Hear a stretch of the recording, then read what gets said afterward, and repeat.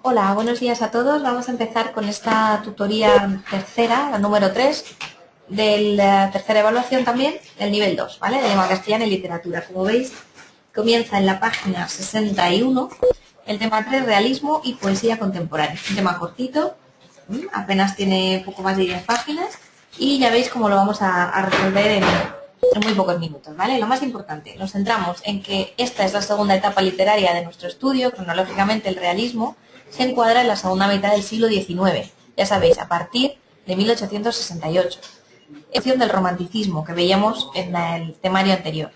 El realismo viene precedido de diversos factores. Ha habido un crecimiento de la burguesía, ha habido un auge del comercio y de la industria, también ha aumentado la alfabetización y ha aumentado la creación literaria.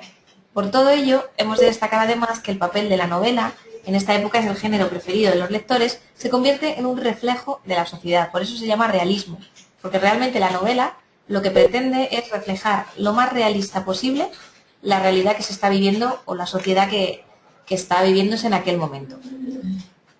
¿Qué características presenta el realismo? Pues son oposición al idealismo, es decir, oposición a todo lo que significaba el romanticismo. Todas esas ideas fantasiosas de huida a mundos fantásticos o pues eso, de otros, de piratas, de aventuras, en fin, todo eso se opone ahora mismo y lo que se cuenta es lo que está pasando en el día a día de la gente, de la calle, del hambre, de las desgracias, en fin.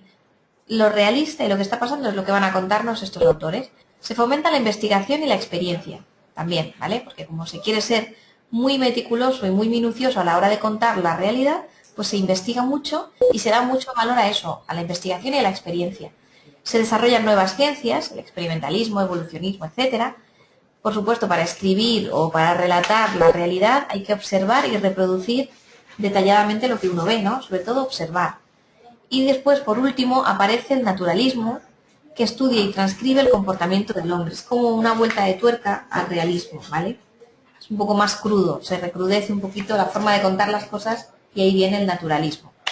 Bueno, vamos a hablar de la literatura realista. Hemos visto un poquito cómo era el realismo socialmente y ahora vamos a centrarnos en la literatura.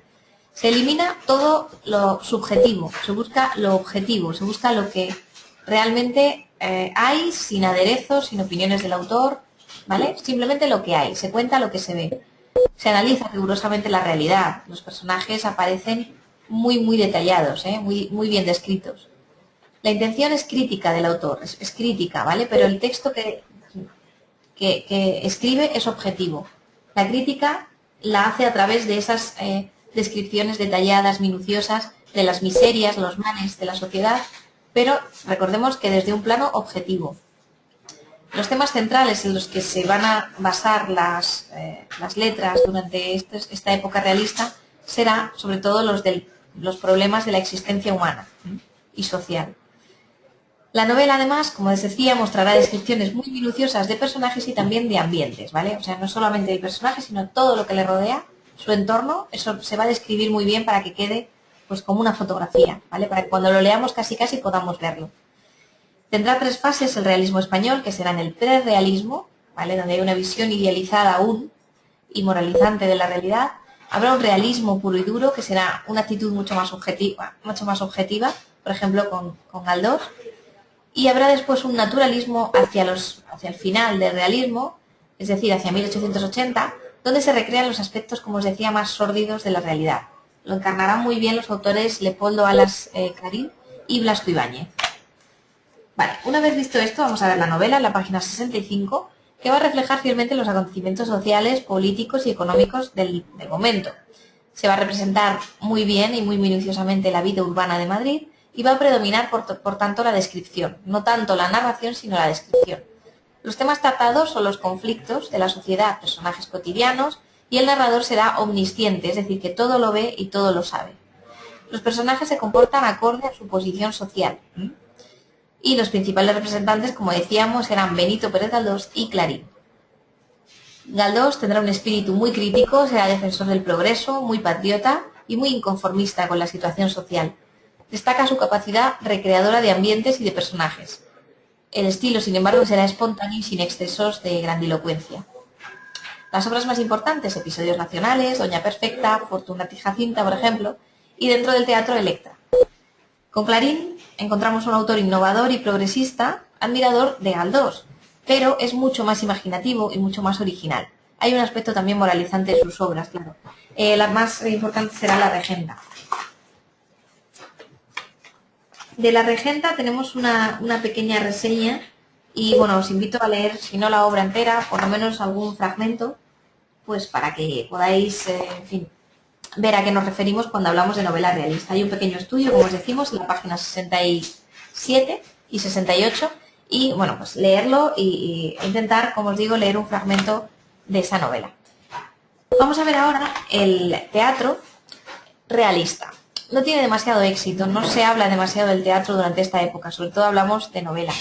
Pero hay que nombrarlo, hay que saber que aparece el Café Teatro con varias sesiones a lo largo del día, que se distingue el teatro según sea la clase. Si es para el pueblo se hablará de género chico y si es para las clases altas será un teatro en verso, mucho más elaborado.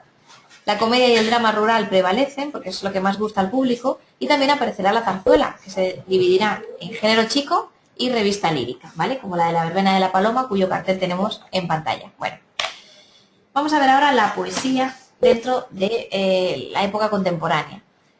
Esta es la poesía de mitad del siglo XIX. Como veis, hemos visto novela y teatro realista y ahora cambiamos y hablamos de poesía contemporánea, ¿vale? Como os decíamos, mitad del siglo XIX y se caracteriza por brevedad, uso del octosílabo, rima sonante y empleo de estribillos, un lenguaje coloquial y los temas, pues los de siempre, ya sabéis, el amor, el paso del tiempo, la vida, el significado de la vida, la naturaleza.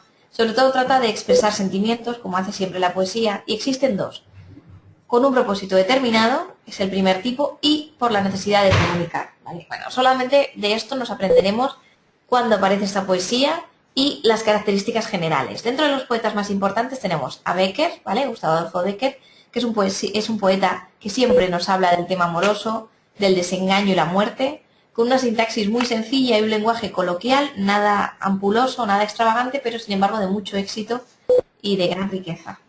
Sus rimas son la obra más conocida. Y por otro lado tenemos a Rosalía de Castro, con un estilo parecido al de Bécquer, pero donde predomina el pesimismo y la melancolía. Hay un sentimiento un poquito más regional y sus poesías más conocidas serán Hojas Nuevas, ¿vale?